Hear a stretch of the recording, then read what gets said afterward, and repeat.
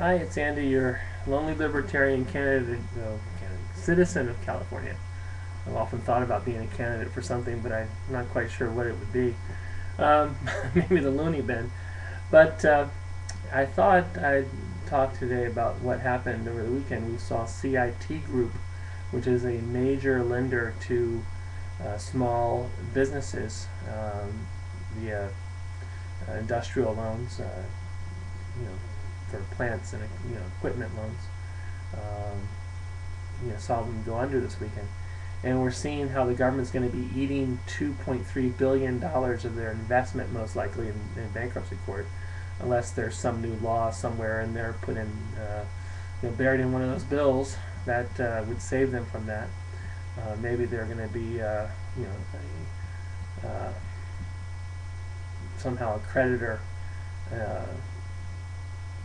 that's supreme to all the others. But well, they're going to eat it, and it's kind of interesting how our government has made investments in companies without actually looking at the books of these companies. Just throwing money out there, throw money at it, see if it sticks like spaghetti on a wall. And if you or I invested this way, maybe some of us do, but if we invested this way,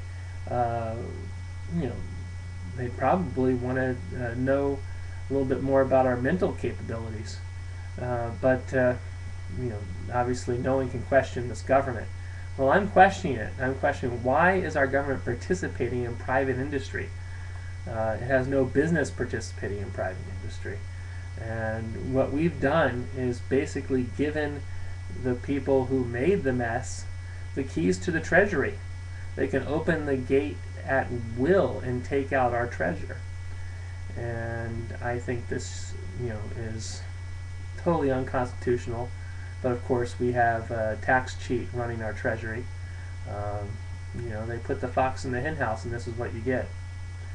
So we're going to eat $2.3 billion. This won't be the first time we've eaten $2.3 billion, nor will it be the last time, but it's always the taxpayers who get the shaft.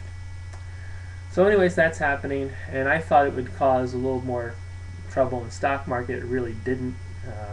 So they immediately came out with some very nice numbers on some other things, and of course Ford printed a profit for the last quarter of $1 billion, which they haven't done in a long time. And maybe Ford is doing something right, but I would say that probably part of that came from the Cash for Clunkers program, which I don't know if anybody has heard this, but it cost for each extra car that was purchased because of the program, each car over and above the normal savings rate or sales rate, we had to pay $24,000 to create that car purchase. Which, man, I mean, where's the justification for doing that? Why don't we just go out and pay $24,000 for every extra McDonald's hamburger that's purchased? I mean, what good does it do to our economy when you actually are paying money out to create a profit for somebody else? I mean, that when you're getting nothing in return. What is the government getting in return for this money that they've put out there? Justification to say that they can. Justification of maybe a higher sales rate.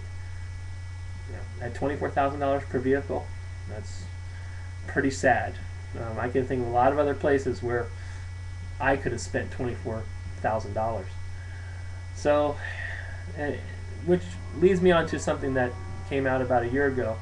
Right here in good old LA, they had a goal of getting people off Skid Row, and they said that it was I think a 3-year project, maybe it was a 2-year project, but the goal was to get 50 people off Skid Row. Get 50 people, in this program and get them into housing. And what did they spend per person? They spent $60,000 per person to get them into housing. Now, it's amazing to me that they would do that. There are plenty of places in the country where you could spend $60,000 and buy a person a house. Why didn't they just consider doing that? Go take them to somewhere like, I don't know, Minnesota or Cleveland or Michigan or somewhere. They could offer them the deal where you can We'll fly you there, we'll buy a house for you, and we'll give you $10,000 to help fix up the house or to get your life started. I mean, that would have probably cost them less than the $60,000 per house that they spent on this program in LA. But, of course, it's only taxpayer money they're spending.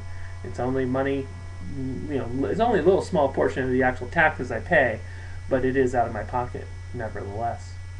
So, anyways, I also often wonder, what is it that I get from all this government largesse, all this, social spending? What do I get? Does it help my life at all? I don't know. It certainly doesn't seem that way. I can tell you one thing. I have never taken a dime from the government. Never have I ever gotten a dime from this government. Yeah, I had some contracts years ago where I sold stuff to the government. We did some video production for some government entities, but I have never taken money from the government. So all the money that I've paid out has only gone to spend for other people's benefit, for other people's spending. And personally, frankly, I'm pretty well tired of it. I'm tired. I don't want to work anymore for anybody else. At what point do I get to have my own freedom? And that's what I would ask everybody out there. At what point do you get your own freedom? There used to be something called Tax Freedom Day.